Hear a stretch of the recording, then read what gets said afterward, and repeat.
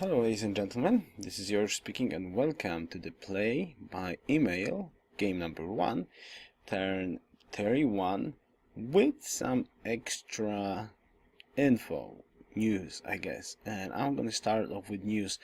There's a couple of things that shown up, and there's quite some nice posts on Fanatics forum about two things that are pretty important in multiplayer. Well, not only in multiplayer, in single player as well, but I concern this a little bit more in the multiplayer when you're playing, especially a free-for-all game. The first thing is a trade bug. The trade bug, and how it basically works is when somebody sends you an offer and you reject it, they can change that or change the things that you're actually going to trade off, and the deal is automatically accepted basically. So watch out for this. No, or actually it was more like when you send a deal and the other guy sends you something different, changes the deal, you can change it back and then it is accepted. So watch it out, just refuse the deals if you don't trust the other players, because you can get like without any luxuries, without any gold, without any cities and stuff like that. The full explanation is on Fanatics forum. You can find the link in the description below as a trade bug, so definitely check it out, so you're gonna be aware of it if you are playing multiplayer games. Now the second thing is even more bad, because it's hard. I mean, like the trade bug, you can always say, hey, you used the bug, let's reload, and it's fine. But the second thing is a little bit more dramatic. And why the heck am I wearing headphones? Come on, I'm not listening to anything. The second thing is science overflow. Now there's a full thread about it on Fanatics forums. Again, the link is in the description below. Basically how it works, I will show you on this example before I will finish up the turn. There's two crucial things. Basically, the first thing is with the World Congress, when you pass the Scholars in Residence resolution, you get the 20% bonus to science against any tech that is already discovered by other civilization. And now the problem is, when you actually have that addition, the calculations on that addition is somewhat crazy. So basically what you do, you go on high cost techs, for example straight to scientific theory, or even not scientific theory. You could probably just go acoustics and then like banking, for example, and even here not. But what you get is like you go banking, you save upgrade scientist, and when everybody else researches, for example, sailing, optics and compass, or even astronomy, you basically go to those techs, you burn great scientist, and every next tech you discover, those will be like one turn, but you discover sailing in one turn, then you get more beakers than you had when you burned the great scientist, because that calculation is like crazy. And especially it works in the late game, because you can go all the way, for example, to radio without even touching sailing, optics, compass, astronomy, navigation, archaeology, biology, and refrigeration. You can go like plastics, you can go in here. So if anybody on the map gets upper bracket stacks and the resolution is passed, you can get a lot of extra science overflow. It's just something like crazy.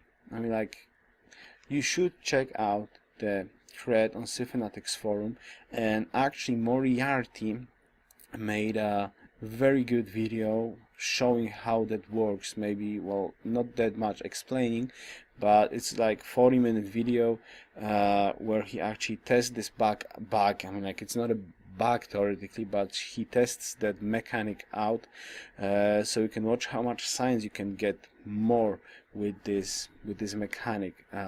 You can find a link, of course, in the description below to Moriarty's video, and if you're interested in single player games, Moriarty does a lot of them on his channel. So yeah, if you want to watch them, just go check out his channel as well. What's next? Yeah, and it actually happened by a mistake. I remember right now. There's another link in the description below to one of my free-for-all games, Austria free-for-all game, and actually that happened to me as well. In the late game, when I burned Great Scientist, I got much more science than it was expected, just because I was so much behind in science. So it's actually proven in a free-for-all environment that works, and that basically is bad, something you should watch out. So if you're gonna play a free-for-all multiplayer game or any multiplayer game, when you're gonna use World Congress, do not use Scholars in Residence, because it will be immensely hard to check out how this works later on. So no Scholars in Residence. That's my proposition. I probably, when I will make more games before the patch, I will definitely vote on that Scholar Residence is banned, so people will have a hard time abusing this this mechanic. Okay, so that's all the news and info that I wanted to pass on. So let's focus on this game. Hello, barbarian. I want to shoot you.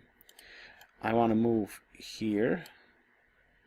There's not too much. I actually see a desert, but anyways, there will be a river in here, so I think that moving the settler, I just got a first settler, that moving a settler here is basically the right option to do. Yeah, this is the right option to do. Now I would like to, well, I hope we will start thinking together about the Pantheon choice. So I'm gonna remind you one more time what Pantheons are already taken. Desert, yeah, Earth Mother, God King, Messenger of the Gods, and Sun God. So what would be your proposition to actually get as a Pantheon? Now, I know if you watched my free-for-all Maya game lately, and I got the Healing Pantheon. Now, I'm really thinking about a Healing Pantheon. As I said, I expect that this game will be heavy warfare later on. I mean, like, it will be crazy heavy warfare if I'm gonna live long enough. It's 12-player game, so there's gonna be a lot of units, a lot of fighting. So I'm actually thinking that Healing Pantheon will be the most beneficial late game Pantheon. It will allow my bombers to bomb every single turn without stopping when they're gonna have the healing promotion. So I think it's a really strong and underrated Pantheon. If you have any other ideas, please tell me, let's discuss it. That's at least, I got at least 5 more turns before I will get a Pantheon. So unless of course somebody will get it before me, some other Pantheon. So I would definitely like to know what's your thoughts about that. Okay, so that's it, that's all for this turn. So check out those links, check out those topics. If you play multiplayer games, I'm sure you want to be aware of them. I think that's really important, so watch out for that. Okay, so thank you very much for watching, and best wishes. Yoruus.